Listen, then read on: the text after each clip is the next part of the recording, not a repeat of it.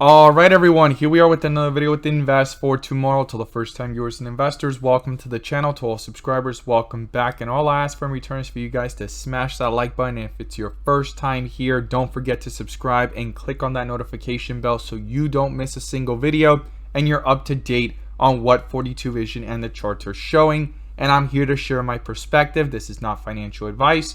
I'm just going to share my opinions alone. And then from there, you guys can do your extra due diligence and make your own rational decisions, right? So we're going to talk about in today's video what's going on with the overall market. I mean, there's a lot of sideways action here, and tomorrow is a big day, right? We have initial claims coming out and so forth. And at the end of this week, we have CPI data, and I want to do an update on what's going on with the SPY based off 42 Vision and the bull and bear indicators. Now, the SPY fell today, and it wasn't the only one falling. The QQQ fell as well. And our QQQ bot at 12:30 p.m. sent us out a bear indicator. And from that moment forward, put options went up 100 to 200% plus within an hour. And this is our new release that allows us to have an edge within the volatility of the markets to maximize on opportunities, whether stocks are going up or going down. And you can now gain access to it as well. The link is down below in the description to the 42 Vision indicator, getting connected to our SPY bot, QQQ bot, our newly released Tesla bot, and we have other bots on the way so that you can receive the clarity and edge that you deserve within the volatility of the markets to maximize on opportunities. And you can now join the members using these resources to maximize in either direction by receiving this clarity and edge over the charts. So here we are with the SPY. As I stated, it's been consolidating, a lot of volatility. We're gonna pull up everything here and the data points, but before we do, I want to share with you guys the opportunities I mentioned this morning over at the Discord, and we strive for opportunities like these every single day. So the opportunities I mentioned this morning gave out realistic expectations, and if you guys want to know about these stocks early on in the pre-market, check out the link down below in the description to the Discord, and by joining, you'll become part of a growing community of investors, all looking to learn and grow together, and we strive for opportunities like these every single day. So these are the two stocks I mentioned this morning. Both of them gave jumps of 3 to 5%, 5 to 10% plus, but one of them almost reached home run territory, and that was CYRN, and this happened in a matter of minutes, right? We caught it in the pre-market as it was pulling downwards, got that bear indicator towards the bell, quickly reversed back into strength, got a bull indicator on 42 Vision, and it hit a highest point of 18% plus, almost reaching home run territory. 20% plus is what we consider a home run in a matter of minutes, guys. If you guys want to know about these stocks early on in the pre-market, check out the link down below in the description to the Discord. We look forward to having you join us, and we strive for opportunities like these every single day. Let's jump into these charts. So here we are with the SPY, the S&P 500 Index ETF Trust. Now we need to talk about what's going on here because there's been a lot of consolidation after the big run up from the bottom here of $381.82, give or take. And then things have been explosive to the upside and a lot of volatility in the downside and upside pressures sitting sideways, right? Now I'm going to pull up different articles and I'm going to share with you guys why this week is very important, because we have CPI data coming out on Friday. And as I pull up the bull and bear indicators, which you can now gain access to as well, the link is down below in the description to the Discord and the 42 Vision indicators, getting connected to the SPY bot, QQQ bot, and Tesla bot, and every other bot that we're going to release, you're going to gain access to our daily watch list, weekly watch list, and a community of investors all looking to learn and grow together, so that you can receive the edge and clarity that you deserve within the volatility, and you can join the members using these resources to maximize on opportunities in either direction by receiving the clarity and edge 42 Vision brings to the charts. And we look forward to having you join us. Check out the link down below. So the SPY in these last several days have been sitting sideways, and within the volatility there's been some points of maximization from the dips to the rips, from the rips to the dips,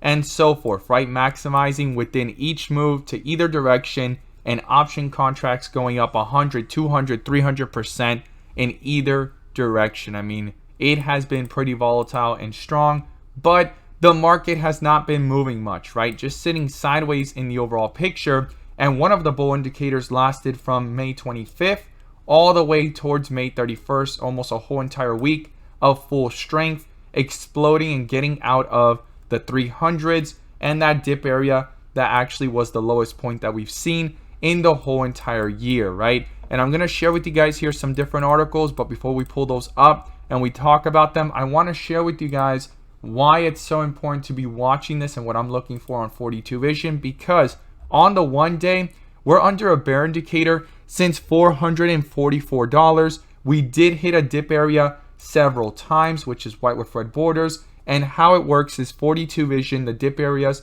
is white with red borders, and the rip areas is bright green. And it does a full transition from white with red borders to red with green borders, dark green and bright green. And then the transitions go downwards from bright green to dark green with red borders, red bars, and white with red borders. And here we are trying to go back up to red with green borders, but no bull indicator, okay? Now, this consolidation here is either going to be the make it or break it, and we're going to see why, right? We're going to talk about supports and resistance, but if this does not get a push higher, right, with these wicks just going higher and pushing up higher and canceling out this bear indicator and getting a bull indicator, well, then we need to see how CPI affects the markets, because it could pull it down or it could pull it up. Now, if it doesn't pull it up, this bear indicator will continue to dominate the chart, and the overall trajectory may be to retest the recent lows of the 300s or around 400, and we need to see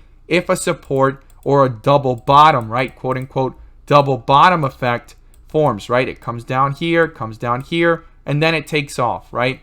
But if CPI comes softer than expected, not as hot, or it turns out to seem just a little bit where the Fed could do a little bit less pressure on interest rate hikes, well, or people start speculating of a much more dovish Fed, well, this could possibly push up higher, and in the process, we'll probably see dark green or bright green bars show up, and followed by a bull indicator. That's going to be the most important indication that I'm going to be looking for here on the 1 day with 42 Vision. Now, if I pull up the 1 week though, we've been under a bear indicator since January. I brought it up. We did videos on this every single day. We followed up on it. And then I also followed up on it here around April and also in March when it dipped, when it came back up, it rejected, no bull indicator, and this bear indicator dominating. Now, the only thing that's a little bit different is we never touched white with red borders based off 42 Vision, and we just touched it recently at the extreme low. And when you zoom out on the 2020 crash, there was 3 of them back to back. And when you zoom out to the 2018 crash at the end of the year, when they were trying, right, the Fed, when I'm speaking they, it's the Fed, they were trying to raise rates while at the same time QT, which is quantitative tightening, and they had to actually reverse that, and then things started to go up higher. And right now we're in the process of the same exact thing that happened in 2018.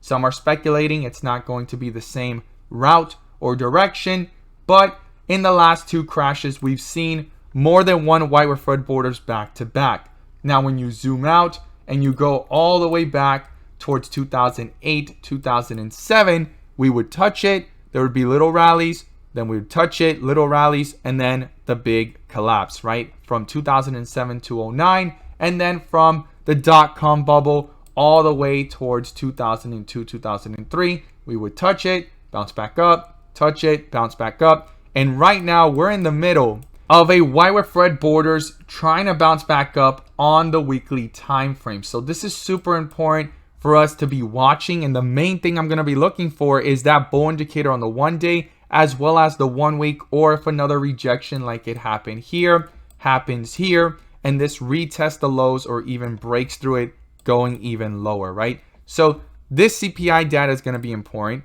We also have GDP numbers to be released this month as well for Q2. And then on top of that, we have these type of headlines coming out, and this is all within the week. And it says here, stocks turn lower, inflation fears push up yield. So that's something else as well. If you come over to the yield of the 10-year treasury, going back above 3%, we were going downwards. Now all of a sudden things are pushing back up, and that's going to have an effect as well on the VIX. the VIX is going lower, but eventually it may actually find a bottom or try to turn back around if this continues to add fear and uncertainty and doubt to the overall market. Then we have headlines here. S&P 500 stumbles on Intel-led dent in chips, economic jitters. So they talked about how they're having, right, a much more conscious view of its near-term outlook amid the pressures of falling demand as clients cut inventory levels and so forth. So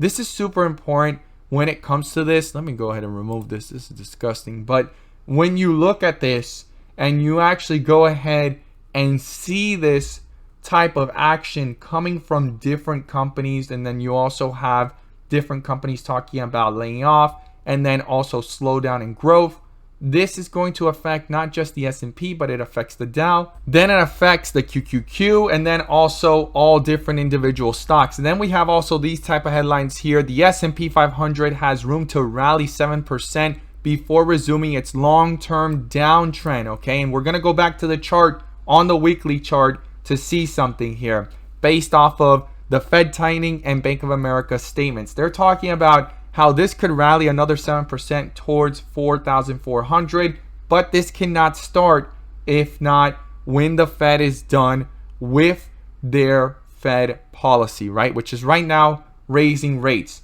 Now, they talk about here briefly how there's a lot of different uncertainty between the next Fed in June and July meetings, how they're going to actually affect the market. We're in the middle of June right now, in the process of this next Fed meeting that's coming up on how interest rates are going to be hiked up. July's meeting is going to be important, and September rate hike is also on the table. There's speculation that that might not happen, and there's speculation that it will.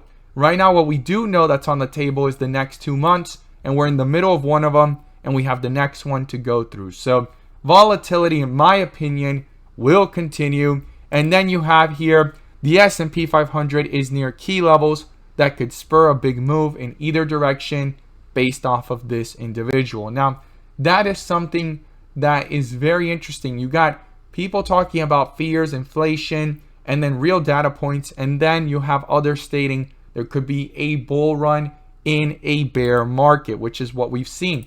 This is how they happen, right? They happen right here. They're short-lived, and then they go back down to the next leg down, which is what Bank of America is stating here when the Fed tightening is slowed down, but the bigger picture and the long-term downtrend that is ahead, there could be a small bull run, right? Which we're kind of in the middle of it, and they're stating it could be slightly a little bit higher, and then we pull back down, which would be way back up here towards these levels, which is very interesting that they believe it could run up to here and then go back down.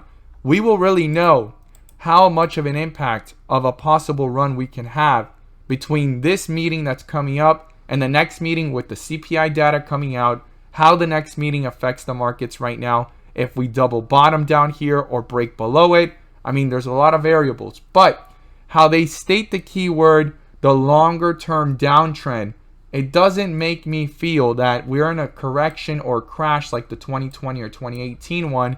If not, we are in one like the one from 2008, 2007, and 2009, which was much longer term. That bear indicator lasted from 07 in November to all the way in 09 in May for the bull indicator. And in between the dot-com bubble, we had October of 00, which was 2000, all the way to November of 2001, and then another bear indicator from April 02 until April 03, guys. I personally believe, and this is not financial advice, this is my opinion alone, but the volatility is here to stay, and the main thing I'm going to be looking for is a bull indicator to pop up on the 1 week and also the 1 day here with 42 vision. And within these moves, there's a lot of opportunities to maximize on with this clarity, and also remove the fear, the doubt, and the uncertainty, and focus on what the charts are showing in either direction to maximize on what's going on. Because just sitting on your hands or holding through this, it could take longer than expected. And in the meantime, while cost averaging may work in the favor of a long-term investor, they still got a long way to know and actually see and go to be able to see their returns actually flourish, because some of the people way back in 01, 02, and 2000, when that dip happened, it took almost 2 to 3 years to bottom, and it took nearly another 5 years plus to actually break even before crashing all over again. And then after that crash, to break even, it took another 5 to 10 years in the process to finally profit, and then things started to get explosive. So in the bigger term, yes, long-term investing is great and so forth, but time is a big thing, and patience. But within these moves, right, apart from dollar cost averaging, I'm going to go ahead and maximize within these bull and bear indicator movements, and we use the 5-minute with our bots to maximize daily with the quick runs and pullbacks that are happening in the markets, guys. Whether it's the SPY, the QQQ, opportunities to the upside, to the downside. And again, not financial advice, my perspective and opinion alone, and you're more than welcome to join us and become part of a community of investors that are all looking to learn and grow together and using these resources to maximize by receiving the clarity and edge that it brings. Check out the link down below in the description, and we look forward to having you join us.